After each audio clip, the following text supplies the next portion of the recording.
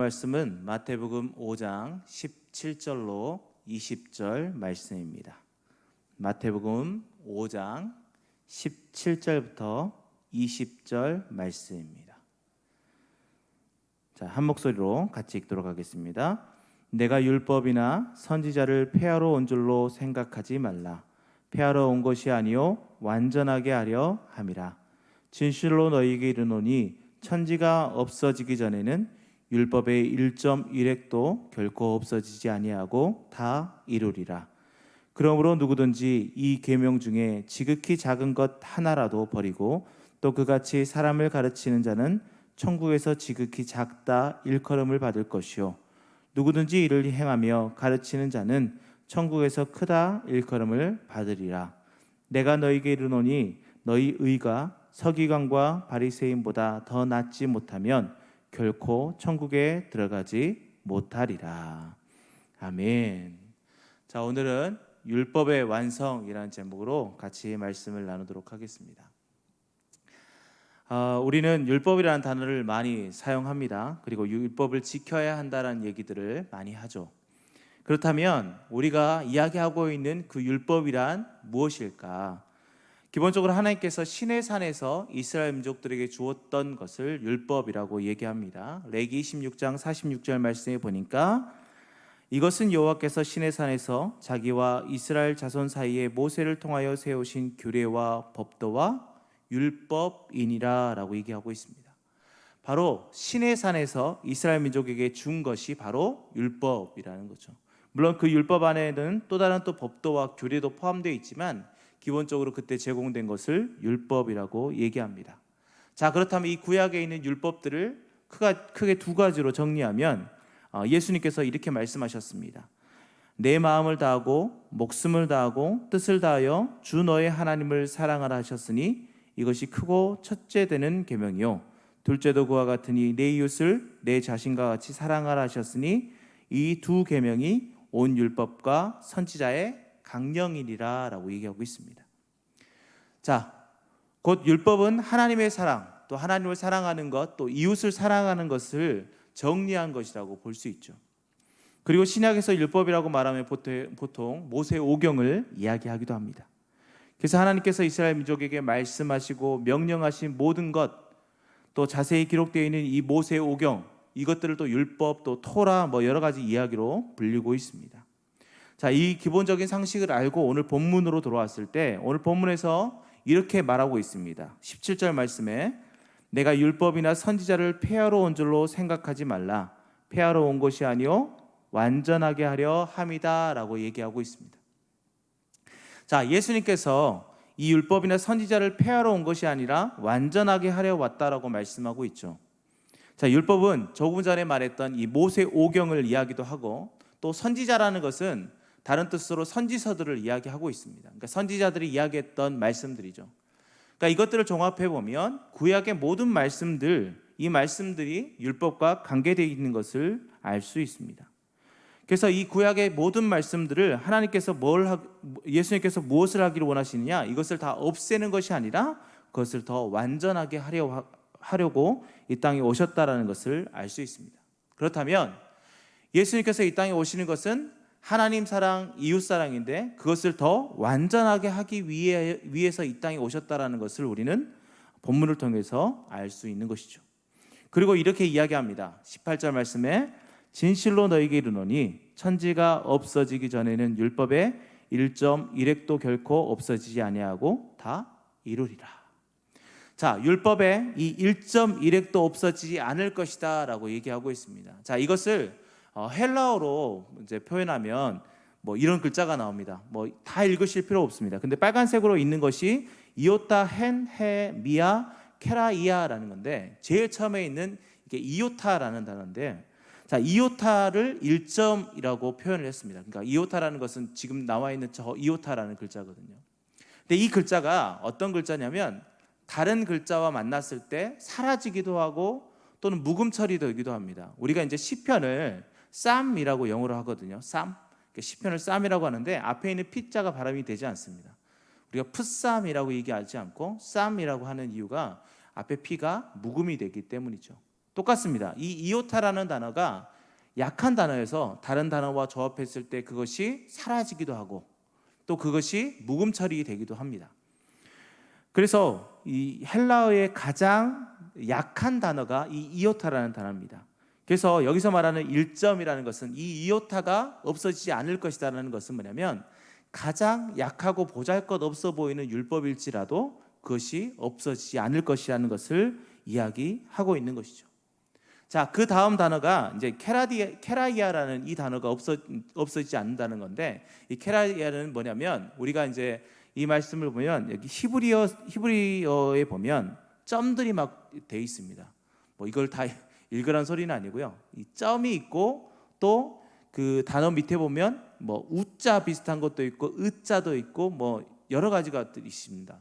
이게 뭐냐면 모음 역할을 하는 거예요. 그래서 원래 히브리어는 자음밖에 없습니다. 그래서 자음을 읽을 때 사람들이 헷갈려 하기 때문에 그것들을 잘 읽을 수 있게끔 점을 찍고 선을 긋습니다. 이게 뭐냐면 일획이라고 오늘 성경에서는 번역하고 있는 것이죠. 그러니까 이것이 없어도 됩니다. 실은 왜?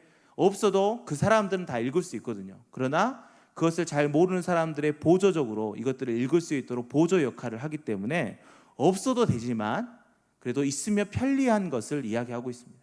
그러니까 1.1핵이라는 것은 뭐냐면 가장 약한 단어, 그리고 별로 쓸모가 없지만 그래도 요긴하게 쓰이는 것, 뭐 이런 것들을 표현하기 때문에 그런 율법일지라도 그것이 절대로 없어지지 않을 것을 이야기하고 있는 거예요.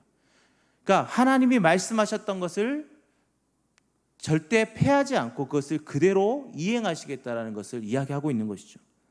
하나님은 우리는 분명히 알고 있는 것은 실현하지 않으신 분이십니다. 그래서 하나님께서 거짓이 없으신 분이시죠. 로마서 3장 4절 말씀에 이렇게 이야기하고 있습니다. 그럴 수 없느니라 사람은 다 거짓되되 오직 하나님은 참되시다 할지어다. 기록된 바 주께서 주의 말씀에 의롭다함을 얻으시고 판단받으실 때에 이기려 하심이라 함과 같으니라 라고 했죠. 하나님은 참되시다라고 얘기하죠. 또한 하나님은 어떤 분이시냐? 거짓이 없고 변개치 않으시는 분이십니다. 사무엘상 15장 29절 말씀에 이스라엘의 지존자는 거짓이나 변개함이 없으시니 그는 사람이 아니심으로 결코 변개하지 않으심이니이다 라고 말씀하고 있죠.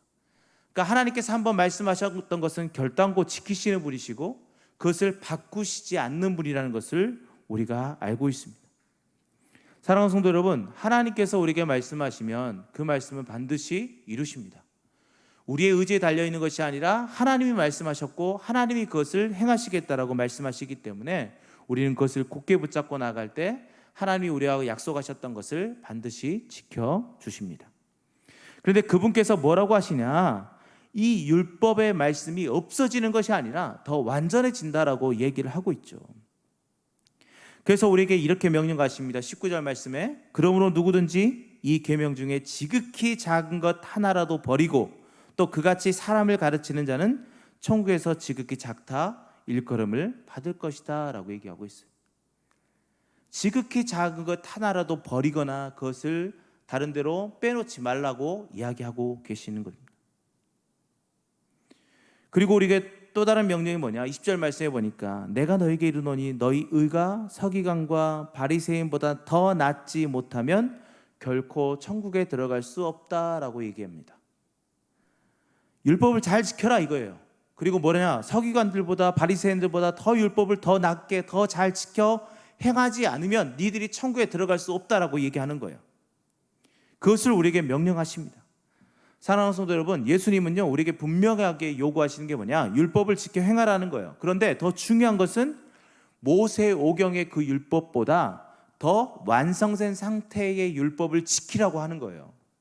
근데 솔직히 저는 자신이 없더라고요. 그 율법들을 다 지켜나가는 것이 굉장히 어렵더라고요. 21절, 그러니까 5장 21절 하반절에 쭉 보면 그 율법들이 완성된 모습들이 보입니다. 살인을 하지 말라고 했던 구약의 말씀이 있지만 신약에서는 화도 내지 말라, 욕도 하지 말라, 그리고 다른 사람들을 이렇게 좀 깔보지 말라라는 말씀까지도 있는 거예요. 자, 22절 말씀, 5장 22절 말씀에 나는 너에게 이르노니 형제에게 노하는 자마다, 이제 화내는 자마다 심판을 받게 된다라고 말합니다. 또 형제를 대하여 라가라 한다. 라가라는 건 욕설이에요. 욕하는 거예요. 라가라 하는 자는 공회에 잡혀가게 되고, 또 미련한 놈이라고 하는 것, 깔보는 거죠. 미련한 놈이라 하는 자는 지옥불에 들어가게 된대요. 사랑하는 성도 여러분, 우리가 이 완성된 상태의 이 율법을 잘 지켜 행할 수 있을까요? 솔직히 하루 정도야 지켜나갈 수 있을 것 같아요. 그런데 생활하다 보면 잘 못 지킬 것 같아요. 우리가 또 운전할 때마다 또 이렇게 욕이 나오기도 하고 그러기도 하지 않습니까? 그러니까 여러 상황 속에서 우리가 이것들을 잘 지켜 행하기가 서기관들과 바리새인보다 더 잘 지켜 행할 수 있을까라는 것에 의문이 있어요.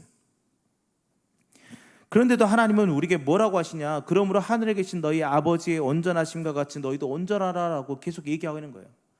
감히 우리가 어떻게 하나님과 같이 온전해질 수 있을까요? 그런데도 불구하고 하나님이 예수님을 통해서 그렇게 말씀하셨던 이유가 뭘까? 말씀을 쭉 묵상하다 보니까 5장 이후 6장에 뭐가 나오냐? 주기도문이 나옵니다. 주기도문. 일용할 양식을 주십시오. 내가 오늘 필요한 모든 것을 주십시오. 내가 생활할 수 있는 능력을 주십시오. 내가 먹고 마시고 입고 교통편을 타고 다니고 그 모든 것들, 하루에 필요한 모든 것을 하나님 저에게 주십시오. 죄 지은 자를 사해 준 것 같이 우리 죄도 용서해 주십시오. 우리를 시험에 들게 하지 마시고 다만 악에서 구하여 주시옵소서. 나라와 권세와 영광이 모든 것이 다 아버지께 있습니다라고 기도가 거기에 있는 거예요.